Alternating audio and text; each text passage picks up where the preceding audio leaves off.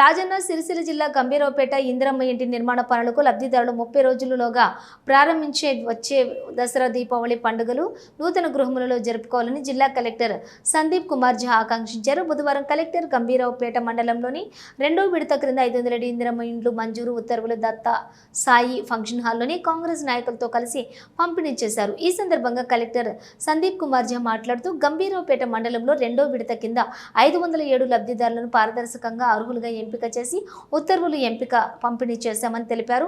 ఇందిరమ్మ ఇంటి లబ్ధిదారులకు 4 దశల్లోని 5 లక్షల రూపాయలు ఆర్థిక సాయం అందుతుందని, 400 చదరపు అడుగుల నుంచి 600 చదరపు అడుగుల లోపు ఇంటి నిర్మాణం జరిగితే 4 దశల్లో గ్రీన్ ఛానల్ ద్వారా ఆర్థిక సహాయం అందుతుందని వెల్లడించారు.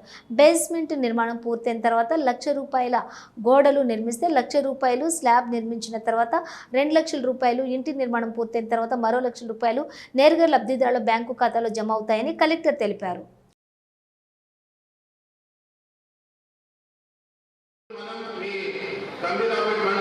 మండలంలో 507 పంపిణీ చేస్తున్నాం మొదటి విడతలో. సో అంతమంది 40,000 మంది మీద మీ పేరు మీ లిస్టులో వచ్చింది.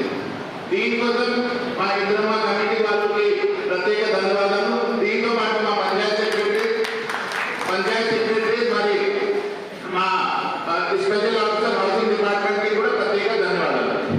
సో 2-3 విషయం మీకు మేజర్గా చెప్తాను. కొంతమంది గరీబ్ వాళ్ళు ఉన్నారు, కానీ అతి పెద్ద వాళ్ళకి ముందు ఇవ్వడం జరిగింది ప్రభుత్వ ఆదేశం మేరకు. కానీ దీనికి మీరు సద్వినియోగం చేయించాలి. ఎట్లా అవుతుంది? ఇది ఇందిరమ్మ ఇల్లుకి 4 రకాలుగా స్టేజెస్ ఉన్నాయి. మొదటి స్టేజ్ అంటే బేస్మెంట్ లెవెల్ చేస్తాం. దీన్ని బేస్మెంట్ లెవెల్ మీరు పూర్తి చేస్తే మీకు 1 లక్ష రూపాయలు డైరెక్ట్లీ మీ అకౌంట్లో పడతాయి. తర్వాత స్లాబ్ లెవెల్ ఉంది, రూఫ్ లాగా ఉంటే స్లాబ్ లెవెల్ పడినప్పుడు మళ్ళీ 1 లక్ష మీ అకౌంట్లో డైరెక్ట్లీ పడతాయి. తర్వాత మీరు స్లాబ్ వేస్తే మళ్ళీ 2 లక్షలు పడతాయి. అదేవిధంగా